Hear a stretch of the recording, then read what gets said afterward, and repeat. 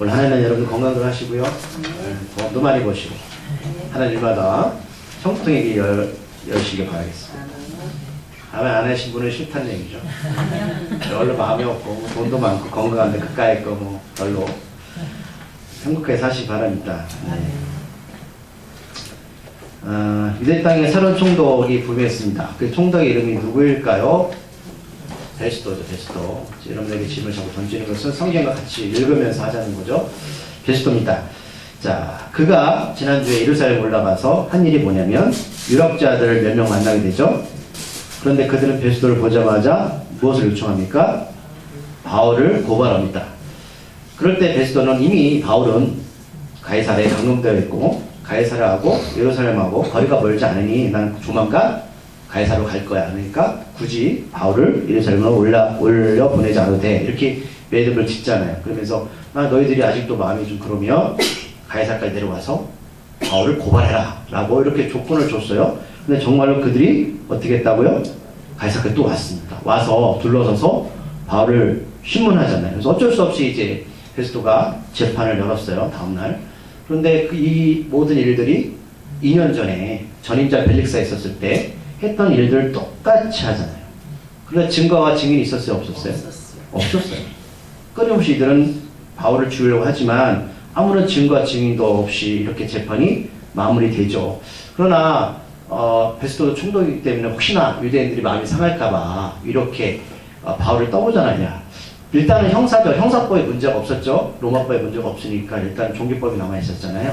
그래서 너 혹시 예루살렘에 갈 마음 없니? 이게 뭐냐면 양쪽 다 마음을 엇거자는 마음이죠. 그때 바울은 어떤 마음이었어요? 안 가도 돼요. 근데 바울이 어떻게 결정을 내렸죠? 좋아, 나 갈게. 가는데 만일 내가 죄가 있다면 그 자리에서 죽을게. 그러나 내가 만약 죄가 없다면 어디로 보내달라? 로마로. 근데 이 모든 뜻이 누구의 계획이었다? 하나님의 계획이었잖아요. 그러니까 사람들은, 세상 사람들은 자기의 능력을, 자기 힘으로 어떤 세상을 바꿔보려고 하고 인도하는 것 같지만 결국 모든 것들이 하나님의 계획대로 움직이는 것을 보게 됩니다. 그래서 나는 황제 가이사한테 재판받기 원한다. 이렇게 요청을 했죠. 오늘 이제 그래서 베스도가 그 말을 허락해 줍니다. 그래, 네가 이래서 올라간다면 네 모든 말을 들어주겠다. 그리고 나서 오늘 수일 후에 오늘 본문의 내용인데 오늘 제목을 한번 읽어볼게요. 제목. 두루실라 형제들은 구원받을 은혜를 왜 버렸는가? 이미 두루실라는 2년 전에 끝났죠. 그렇죠? 총독이 바뀌었잖아요. 그 가족이 어떻게 죽었다 말씀드렸죠.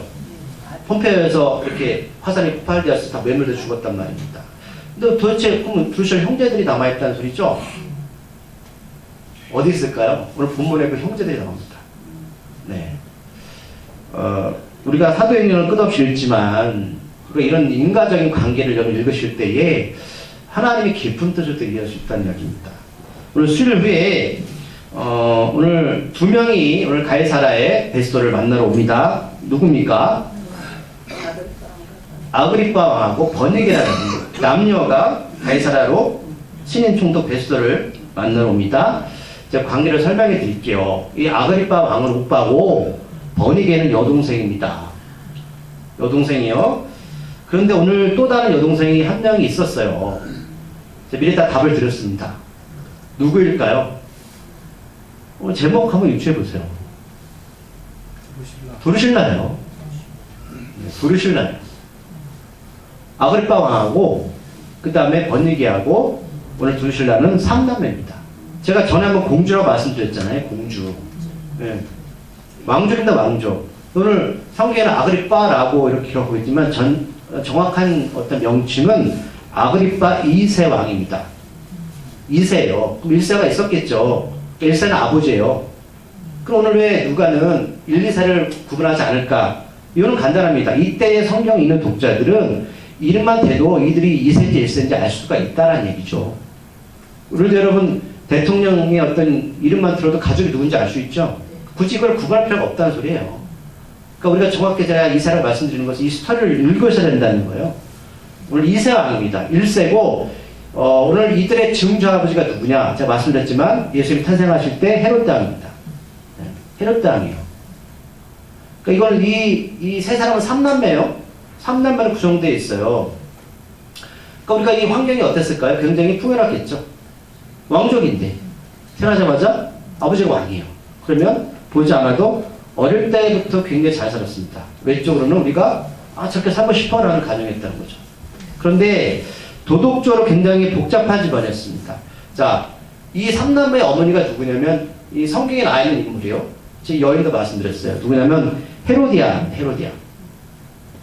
헤로디아가 누군지 아세요? 맞아요. 세리요한을 죽인 여자예요. 네. 그러니까 이 아그리파 2세의 삼남매의 아버지가 아그리파 1세인데 이복 동생의 원래 처가 헤로디아였습니다. 네. 왕이 여러 명 있었어요. 왜냐면 그 할아버지도 워낙 바람을 잘 펴가지고 아내가 3명이나 돼가지고 자식이 많았단 말입니다. 그 중에 자식들, 아들들 다 나라를 분봉왕으로 나눠서 다스리게 했거든요. 그러니까 이복 동생의 그 처를 빼앗은 사람이 아그리파 1세예요. 거기서 낳은 딸이 누구냐면 살로메라는 여자예요. 살로메. 이게 누가복음, 마태복음 27장하고요. 마가복음 15장, 16장에 기록되어 있어요. 살로메가 누굴 좋아하는지 아세요? 세리요한을 좋아했습니다. 그러니까 세리요한을 유혹했거든요. 근데 세리요한이 말을 들었을까 안 들었을까요? 듣지 않았어요. 세리요한이 이들을 지적하죠. 왜요? 불륜을 저지른 거잖아요. 남편이 있는 아내를 이 삼남매 아버지가 아그리파 1세가 뺏은 거잖아요. 이게 죄를 지적했거든요. 좋아했을까 안 좋아했을까요? 좋아하지 않죠. 그러면서 살로메가 앞에 춤을 추면서 하니까 이 아그리파 1세가 또 소원 들어주겠다. 그때 소원이 뭐였냐면 바로 세리요한의 목을 쳐달라고 그 소원을 말해요. 그 세리요한이 뭐가지가 잘려나갑니다. 그러고 나서 살로메는 그러니까 이 헤로디아의 헤로디아가 전에 있는 전 남편의 딸이었고 그 다음에 낳은 자식이 누구냐면 3명입니다. 아그리파 2세왕, 그 다음에 버니게, 드루실라. 이 3명이 나중에 낳은 자식이에요. 아빠가 다른 거죠. 그러니까 굉장히 여러분 어때요? 집안이 복잡하죠. 근데 이게 여기만 끝난 게 할아버지 때부터 계속 내려온 집안의 내력입니다. 내력이에요. 자, 이렇게 삼남매가 본문에 등장합니다. 자, 드루실라는 결혼 몇 번 했다고요? 3번 했죠? 전임 총독자 벨리스까지 3번을 결혼했고, 오늘 언니인 버니게도 2번을 결혼합니다. 무슨 이건 가문의 전통도 아니고. 네. 그런데 그리고 나서 이게 나중에 이 오빠, 친오빠 아그리파 2세하고 여러분 근친상간까지 합니다. 이게 제대로 된 집구석이에요? 죄송합니다. 완전히 풍지박산나. 그러니까 외적으로 보면 굉장히 사람들이 부러워할 만하고 왕족이고 가정이 많지만 영적으로는 죽은 집안입니다. 그리고 실상은 죽은 집안이에요. 여러분 이런 집들이 꽤 있습니다. 죄송하지만 겉으로 보기에는 굉장히 가진 것도 많고 풍요로워 보이는데 안에 들어가고 있잖아요. 영적으로 죽은 집들이 있습니다. 이렇게 말로 형할 수 없는 타락적이고 태폐적인 삶을 사는 가정이죠. 자, 앞에서도 드루실라가 바울을 만났어요. 근데 바울이 그들에게 뭘 전했죠? 그레스하고 드루실라한테 이하, 절제, 그리고 장차올, 심판에 대해 전했는데 드루실라가 처음에는 같이 남편하고 찾아왔어요. 감옥에. 다음번에 또 찾아갔어요? 찾아가지 않았죠. 2년 동안 그 시간을 줬어요. 말씀드렸죠. 만약 그 2년의 시간 동안에 물론 우리가 추측이지만 그들이 만약 복음을 듣고 회개했다면 삶이 달랐지 않았을까요? 저는 그들의 결말이 그렇게 비참하게 끝나지 않았다고 믿어요. 왜냐하면 복음이라는 것은 단순하게 예수 믿고 구원받는 게 아니고 우리 삶이 달라지는 것이죠. 이하, 절제. 이게 뭐야? 하나님이 절제. 삶을 살면서 우리가 절제하는 삶을 살아야 되잖아요. 그러니까 이것들이 우리 안에 들어오면 분명히 삶은 달라져요. 근데 이들이 이것을 거부했죠. 거부했기 때문에 죄송하지만 결론이 좋지 않게 끝났습니다. 그렇다면 오늘 우리 3주에 걸쳐서 이들 3남매 이제 남매죠. 그럼 이들은 어떻게 복음을 듣고 반응할 걸 한번 살펴볼 거예요. 이들은 드루실라 막내 여동생하고 다르게 복음을 듣고 변화가 될까? 아니면 복음을 듣고 이들 드루실라처럼 무시할까라는 거예요. 제가 이번 주에 라디오 방송에서 이낙연 총리 인터뷰를 들었거든요. 다 아시죠? 지금 총리, 이낙연 총리. 아십니까? 모르세요? 사제가 물어요. 총리님, 당신은 지금까지 인생을 승수명부에 오셨는데 혹시 실패한 경험 있으세요? 라고 질문을 던져요. 근데 그분이 이렇게 대답을 합니다. 자기는 우리나라에서 제일 좋은 법대를 나왔대요. 법대. 제일 좋은 법대가 어딘지 아시겠죠? S대. 그래서 자기는 사법고시를 패스를 못했답니다. 어떨 때는 이 꿈에서 나타나는데 이게 떨어지는 꿈. 이게 20몇 년간 계속 되풀이 됐대요. 이분이 이게 자기한테 트라우마예요. 그러면서 왜 사법고시에 패스 못했냐면 이렇게 얘기해 그분이. 저희 아버지는 굉장히 가난했습니다. 그래서 대학에 들어갔는데 거할 집이 없었대요. 친구 집, 선배 집을 옮겨 다니며 살아야 했습니다. 제대로 공부할 수 있는 환경이 되지 못했습니다. 머리는 굉장히 좋은 거잖아. 서울대 법대를 갔는데 집이 없어서 공부할 환경이 안 됐던 거예요. 그래서 남들은 다 사법고시에 패스했는데 자기는 떨어져서 할 수 없이 기자가 되었습니다. 그래서 기자가 되었고 그 다음에 정치인이 되었고 지사가 되었습니다. 지금은 총리가 되었습니다. 결론, 이 모든 것들은 우리 아버지가 가난했기 때문에 그렇게 된 겁니다. 인정하세요? 이분 이런 얘기가 들어가. 시간이 지나보니 고난이라는 그 삶이 저에게는 유익이 되었습니다. 그럼 이 멘트에서 어떤 느낌이 드세요? 좀 냄새가 풍기시죠? 냄새가 좀 풍기시죠? 이분이 늦게 예수를 믿었거든요. 네. 어떤 생각이 드세요? 누구나 삶의 결정이 올 때가 있고 신앙의 결정에는 선택이 주어지잖아요. 성경은 분명하게 이 선택의 올바른 길을 우리에게 인도해 줍니다. 저는 그렇게 믿습니다. 그러니까 어떤 상황이 됐든 간에 이것들을 어떻게 우리가 하나님 안에서 받아들이고 지혜롭게 갈 것인가. 올해 안에 우리가 이 기도 제목이 됐으면 좋겠습니다. 이 부분에 대해서. 저는 이낙연 총리가 되어서 훌륭한 게 아니고요. 저는 이분이 이 연세가 돼서 이 지혜를 깨달았어요. 아, 나의 과거 이 모든 삶이 결국은 나한테 하나님께서 가난을 통해서 유익을 주셨구나. 멋지지 않습니까? 여러분, 이런 정도의 멘트가 우리가 총리가 되지 않아도 여러분, 우리가 나중에 자녀들한테 이런 멘트 정도 좀 날려줘야 되잖아요. 별로세요? 자, 그럼 오늘 본문에 이분은 어떤 결정을 할까요? 여러분, 각자 삶이 있어요. 저도 여러분들도 각자 삶이 있죠. 어떻게 우리가 어떤 결정이 날지 몰라요. 어떤 상황이 벌어질지 몰라요. 가난이 오든 건강이 좀 좋지 않든, 근데 그것이 우리가 마지막 순간에 과연 이것을 고난을 통해서 유익된 삶을 고백할 수 있는 그런 결정과 선택을 하는 지혜가 우리한테 있을까라는 거죠.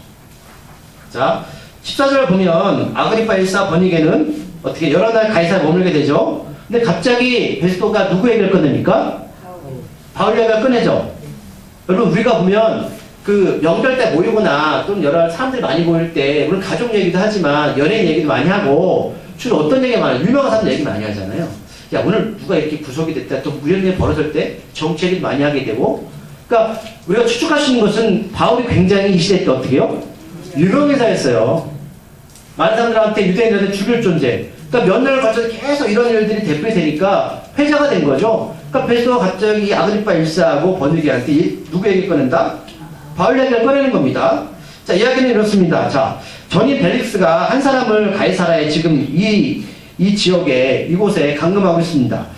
자, 자신이 예루살렘 올라갔는데 유대인의 대장들과 장로들이 그를 고소하여 정죄를 요청했습니다. 우리가 이 내용을 다 알죠? 여기서 정죄한다는 표현이 뭐냐면 이미 이들은 유죄로 판결했다는 거예요. 유대인들은 바울은 죽일 존재 이렇게 이미 예루살렘 안에서 어떻게 해요? 결정했습니다. 자, 재판도 하기 전에 바울이 이미 죽을 존재였습니다. 그런데 16절에 보면 자, 총독 자기 얘기하는 거예요. 자, 자기가 고발인들 앞에서 자, 바울이 고소사건에 대해서 변호할 기회도 주지 않고 그렇게 내주는 것은 로마 시민권을 가진 자에게는 법에서 어긋난다고 유대인들한테 말해 주었습니다. 자기가 드러내는 거죠. 그러니까 바울이 살았던 건 누구 때문에? 나 때문에.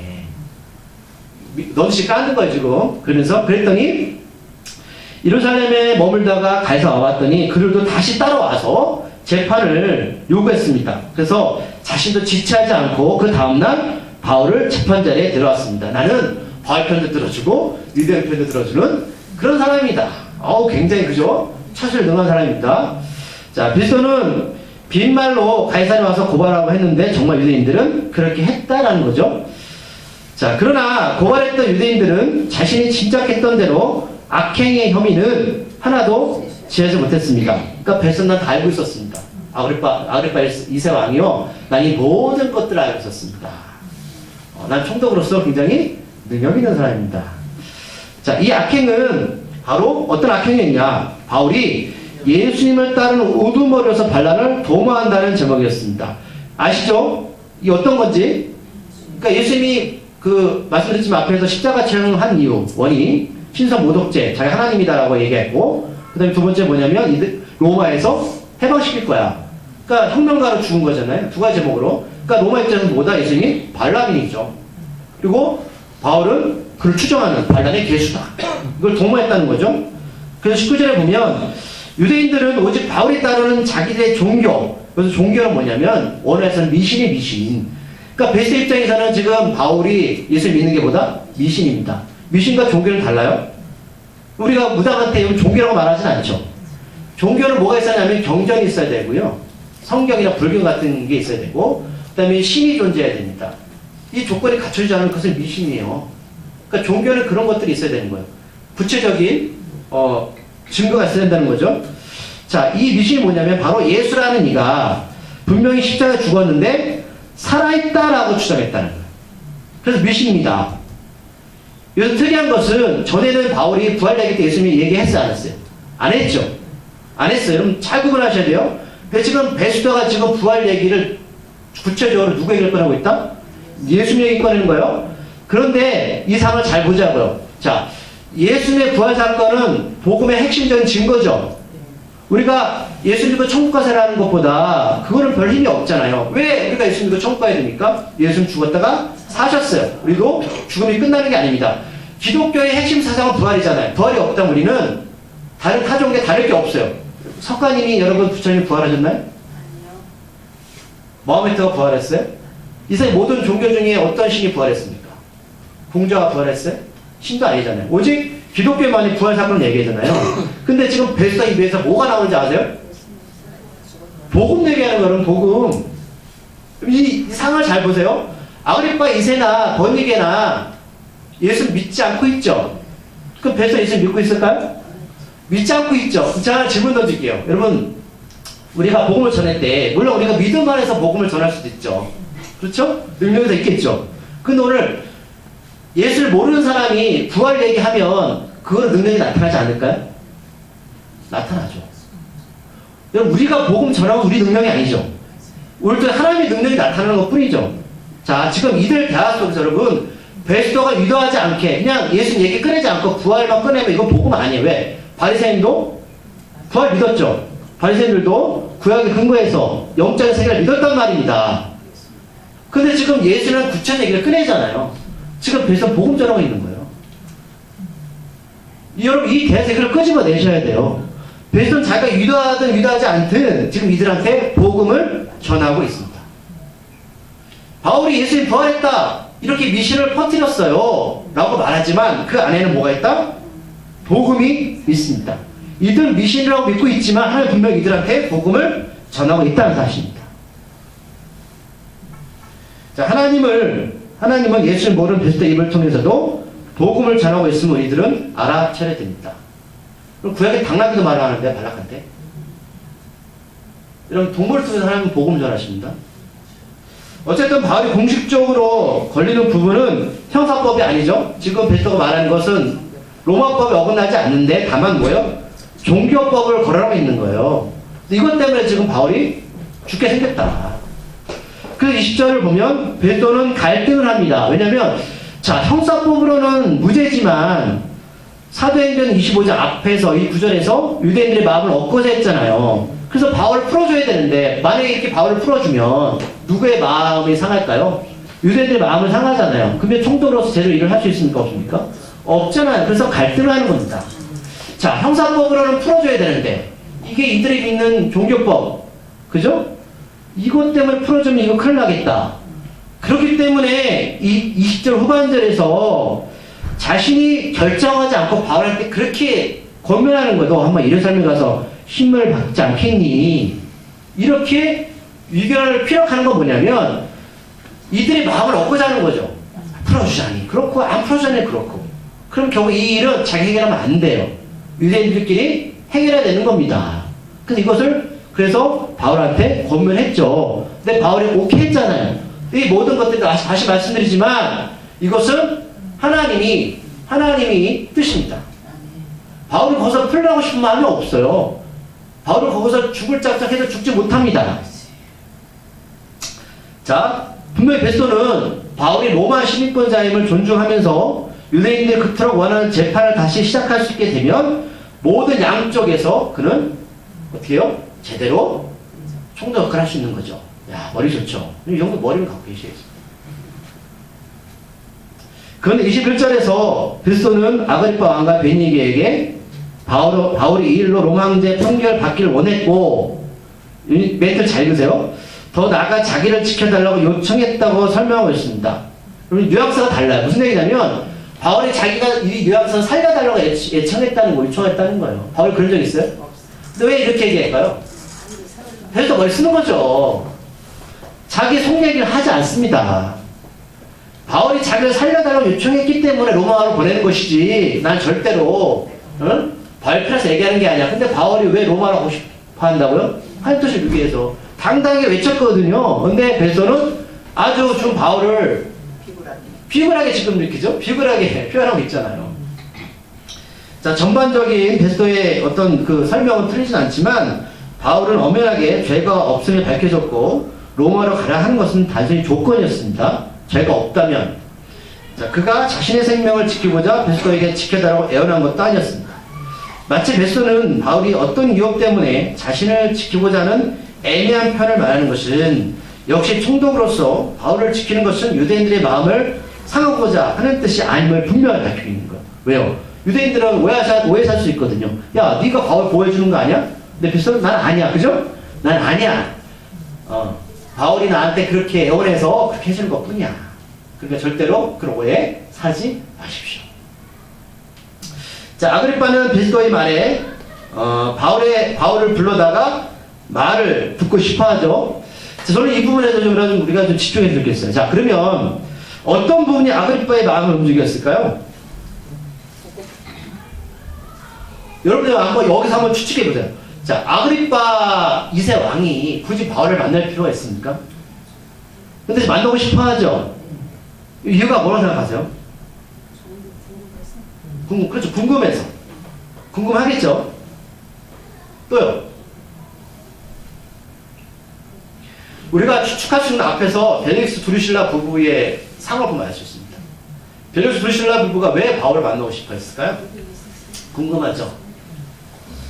근데 더 깊게 들어보자고요. 여러분, 은혜라고 생각하지 않습니까? 여러분, 사람의 마음 움직일 수 있어요? 별로 없죠. 그렇다면 이것은, 만약에 바울이 이들 남매를 만나면 뭘 할까? 우리가 3주 동안 나눌 건데, 그럼 바울이 뭘 할 것 같아? 살려달라고? 복음 전합니다. 맞아요. 네. 하나의 은혜입니다. 드루실라 벨릭스도 하나님 은혜로, 어쨌든 그들 마음이 결정을 한 거죠. 바울 만나고 싶다. 더 묻고 싶다. 하나님 은혜를 주신 거죠. 왜요? 그들이 그렇게 먹었던 그 마음, 어떤 마음을 먹었던 그 길을 통해서 바울은 복음을 전했습니다. 이들 똑같습니다. 저는 하나님이 은혜를 줬다고 믿습니다. 이들이 바울을 통해서 하나님 나를 들을 수 있는 그 은혜를 받은 거예요. 하나님 기회를 주신 거죠. 기회를 주셨습니다. 여러분들이, 저도 마찬가지로 예수 믿는 게 우리라고 생각하십니까? 절대 아닙니다. 그렇지 않습니다. 우리의 선택이었습니다. 누구는 그 선택을 끝까지 지키는 자들이 있고, 어떤 자들은 그 선택을 중간에 포기합니다. 바울도 떠난 사람들이 있어요. 대마도 떠났잖아요. 그건 우리의 선택입니다. 무슨 말씀이에요? 하나님은 우리한테 믿을 수 있는 기회는 누구한테 준다는 얘기예요, 여러분. 저 길거리에 사랑받게 있는 사람들도 물어보면 누군가에게는 복음을 들었던 경험이 있었을 것이라는 겁니다. 어떤 기회가 됐든, 믿지 않는 사람을 통해서든, 그렇죠? 오늘 베스토가 예수 믿는 사람이 아니잖아요. 근데 그리스도를 통해서 복음 전했잖아요. 믿는 사람을 통해서든, 가족을 통해서든, 방송을 통해서든, 누구를 통해서든 예수를 믿을 수 있는 복음을 들을 수 있는 기회를 얻었다는 겁니다. 하나님은 거기까지 일하십니다. 선택은 누가 한다? 우리가 하는 겁니다. 오늘 23절을 보면 우리 생각과는 좀 다르게 은혜 받을 자의 모습과는 다른 모습으로 이들 나타납니다. 오늘 23절 말씀 읽어볼까요? 23절 말씀 읽어보겠습니다. 시작. 이튿날 아그리빠와 버니게가 크게 위험을 갖추고 와서 천부장들과 시중의 높은 사람들과 함께 접견 장소에 들어오고 베스토의 명으로 바울을 데려오니. 아멘. 여러분, 여기서 어떤 생각이 드세요? 하나님께서 그들 마음을 움직이셔서 어쨌든 간에 바울을 만날 기회를 주셨죠. 바울은 분명히 복음을 전할 겁니다. 전합니다. 근데 이들이 지금 하는 행동을 보세요. 어떤 모습으로 오죠? 위험 있게. 혼자 옵니까? 둘이 옵니까? 몇 명이 와요? 천부장들과 신의 높은 사람들과 함께 접견 장소에 들어옵니다. 물론 늘 그래왔고 사람들 앞에 의시되기 좋아하는 이들의 특징이죠. 몰고 다니죠. 뭔가 보이려고 하고. 물론 이들이 그렇게 살아왔습니다.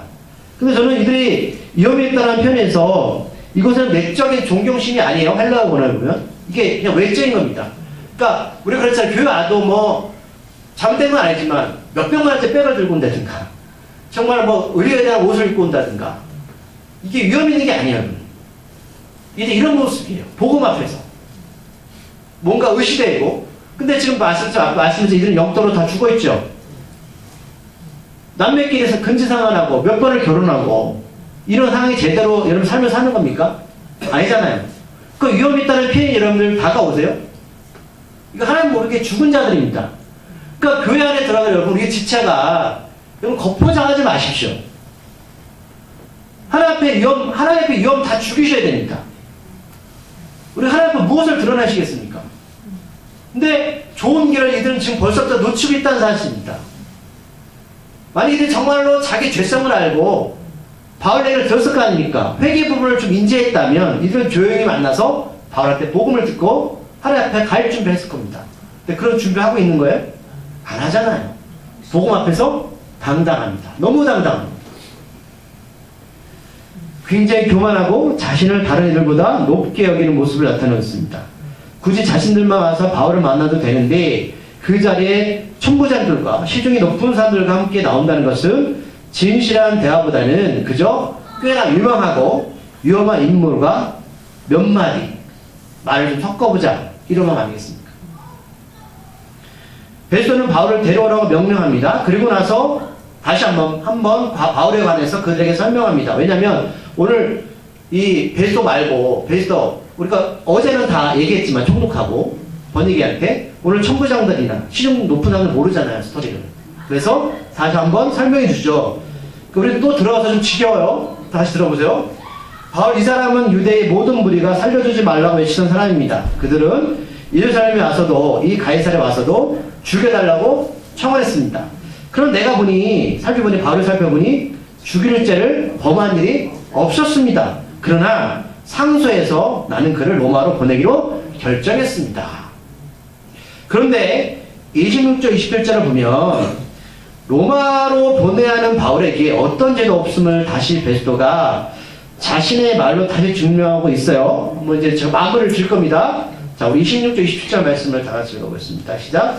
그에 대하여 황백계의 확실한 사실을 알려할 것이 없으므로 신문하고 상소할 자료가 있을까요? 당신들 앞, 특히 아그리빠 왕 당신 앞에 글을 내세웠나이다. 그 제목도 밝히지 아니하고 죄수를 보내는 것이 무리한 일인 줄 아나이다 했더라. 아멘. 여러분, 누가가 끊임없이 바울의 무죄를 계속 얘기하고 있고 또 이런 총독의 입을 통해서 이렇게 계속 강조하는 게 뭐냐면 독자 때문에 얘기하는 거예요. 바울은 죄가 없습니다. 이것은 내 주관적인 생각이 아니라 총독도 그렇게 말했고 많은 이들이 그렇게 증명했습니다. 믿으십니까? 이 여기 안에 집어넣은 겁니다. 사도행전에. 그러니까 많은 독자를 읽고서 바울은 이 형사법을 죄를 진 사람이 아니구나. 그래서 계속 이야기를 꺼내는 거죠. 그러니까 오늘 베스토도 확실히 이야기를 다시 한번 짚고 넘어가죠. 그러니까 결론은 뭐냐면 바울은 증거가 없습니다. 이야기를 꺼내는 겁니다. 자, 하지만 바울을 로마로 보내야 되는데 황제앞에 쓰면은 왜 보내야 돼요? 문제가 있어야 되잖아요. 근데 자기조차도 이 문제를 모르니까 유대인들하고 같이 모여서 너희들하고 나한테 자료를 줘봐. 그 자료를 가지고 황제한테 가이사한테 가서 이런 문제 때문에 당신 앞에 왔습니다라고 할 거 아닙니까? 그런데 나중에 바울이 가이사한테 가도 복음을 전하겠죠. 자, 그러면 이 말을 듣고 있던 아그리빠는 어떤 생각을 가지는 것이 지혜로울까요? 만약에 아그리빠 2세 왕이에요. 분명히 총독 입으로 바울은 죄가 없습니다. 그러면 바울이 지금 주장하는 것은 예수의 부활 사건뿐인데 그럼 고민되지 않으시겠어요? 여러분은 어떤 결정을 내리겠어요? 그럼 나도 예수를 믿어야 되는 거 아니에요? 예수의 부활은 도대체 뭘까? 라는 여러분 고민을 생겨야 되는 게 그게 당연한 거잖아요. 그럼 예수의 부활 사건에서 고민해 본 적 있으세요? 이걸 지금 우리한테 묻고 있는 거예요, 여러분, 지금. 누가가. 그토록 그가 목숨을 걸면서까지 전한 부활을 알고 싶다. 물론 제 욕심이에요. 이런 마음을 품었다면 이들의 삶도 달라졌을 겁니다. 하나님께서는 우리에게 부딪히는 여러 상황과 환경 속에서 예수님을 믿을 수 있는 기회를 분명히 허락해 주셨습니다. 다양한 방법과 다양한 사람들을 통해서 이들처럼 구원받을 기회를 주셨습니다. 그 기회를 통해서 우리들도 오늘 이 자리에 나와서 생명의 말씀을 듣게 된 겁니다. 그런데 아직도 깨닫지 못하고 나의 삶에 매몰되어 있거나 자기 부인 과정을 거치지 않으면 오늘 이 3남매가 어떤 결과가 나올지 좀 봐야 돼요. 이미 두루시간이 끝나버렸습니다. 여러분, 이 일이 그저 성경에 여러분 기록된 이야기가 아니라는 소리예요. 하나님 우리에게 동일하게 말씀하는 거예요. 나도 너희들에게 기회를 주었다. 근데 너희들은 어떻게 그 기회를 살고 있니? 어떤 결정하고 있니? 하나님 음성 들리지 않으세요? 자, 말씀을 이제 진짜 정리합니다. 이들은 정말로 남들이 볼 때는 불화할 만한 가정이 태어났는데 그 삶은 이루 말할 수 없는, 그쵸? 몇 번의 결혼과 이혼, 그리고 그 삶을 유지하기 위해서 타락된 삶을 살았습니다. 우리가 어쩌면 이 땅에 살아가면서 남들이 볼 때는 우습고 가진 건 없고, 그렇죠? 여러분들 제 얘기 하나요? 남들이 보면 부족할지 모르겠지만 그럼 영적인 축복을 보십시오. 우리 선택이 남들이 볼 때 여러분 지금 이 자리가 어디 산악회를 가야 되고 TV를 보고 또 쉴 수 있는 시간을 가질 수 있어요. 하지만 이 시간이 얼마나 귀한지 몰라요. 이 시간이 여러분 우리만 사는 게 아니에요. 저들 강조하지만 우리 자녀와 자녀까지 살 수 있는 시간입니다. 우리가 이 복음을 듣고 그저 흘려보내지 마시고 이 부활 사건이 여러분 우리 가정과 우리 삶으로 평생의 소망으로 여러분 품고 사세요. 이제 2주 남았어요. 이들이 어떻게 결정하는지 이들처럼 결정하지 마시기 바랍니다. 지혜롭게 올바른 선택을 하시기 바랍니다. 기도하시겠습니다. 하나님, 우리 드루실라와 아그리빠 2세왕 그리고 번니게는 3남매였습니다. 이들은 자기 이자를 관계없이 또 바울을 만났고 또 누군가의 입을 통해서 복음을 듣게 되는데 이들의 결정은 결국 자기 부인과 십자기를 포기하고 여전히 자기 삶이 옳다고 여기기 때문에 하나님이 위하 절제와 장차의 심판을 멸시합니다. 하나님, 우리가 이런 오류를 범하지 않게 하여 주시옵소서. 바울은 부활을 전하기 위해서 죄도 없음에도 불구하고 형사법에 저촉되지 않음에도 불구하고 그는 끝까지 로마로 갑니다. 그래서 황제 앞에서 복음을 전합니다. 아버지, 우리가 복음을 전할 기회는 있었지만 결국 복음을 놓친다면 우리의 길은 어떤 길로 가야 될지 우리를 불쌍히 여기시고 우리가 정말 하나님 앞에 올바로 서게 해 주시옵소서. 예수님의 이름으로 기도드립니다.